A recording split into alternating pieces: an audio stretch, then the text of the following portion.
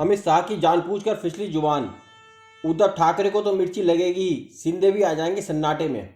ऐसे समय में जब केंद्र में भी गठबंधन सरकार चल रही है, क्या गृह मंत्री अमित शाह ने जानबूझकर महाराष्ट्र में बैसाखी वाला बयान दिया?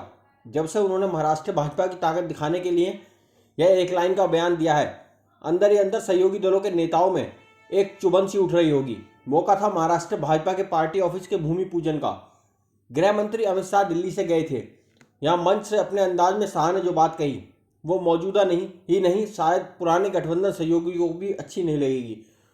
उस एक प्रकार की लाइन में एक शब्द ऐसा था, कुछ देर बाद सीएम देवेंद्र फडणवीस को सफाई देनी पड़ी।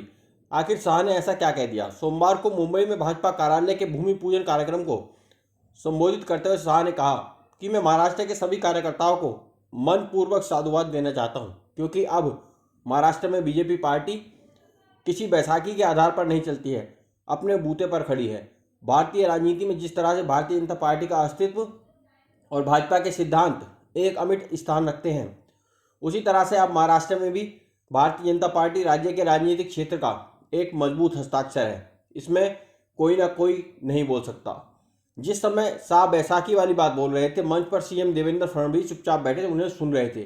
कुछ देर बाद ही पत्रकारों ने उनसे सवाल पूछा तो सीएम ने कहा कि दोस्त बैसाखी नहीं होते। दरअसल यह बात गठबंधन के सहयोगियों को इसलिए भी चुभेगी क्योंकि आज भी देवेंद्र फडणवीस, एकनाथ शिंदे की शिवसेना और अजीत पवार की अगुवाई वाली एनसीपी के साथ गठबंधन सरकार चला रहे हैं। शाह के बयान का बचाव करते हुए फडणवीस ने कहा, जो लोग इस टिप्पणी पर सवाल उठा रहे हैं वे बैसाखी का मतलब नहीं समझते। दोस्त बैसाखी नहीं होते। शाह ने आगे कहा कि 2014 में भाजपा महाराष्ट्र में चौथे नंबर पर थी, लेकिन राज्य में 1 नंबर पर आ गई। उन्होंने कहा कि 2014 में अविभाजित शिवसेना के साथ सम्मानपूर्वक सीट शेयरिंग की गई, लेकिन गठबंधन टूट गया। पहली बार भाजपा ने अपने दम पर चुनाव लड़ा और सबसे बड़ी पार्टी बनकर उभरी और देवेंद्र फडणवीस सीएम बने। उसके बाद एनडीए 3 बार जीता और आज फडणवीस सीएम है।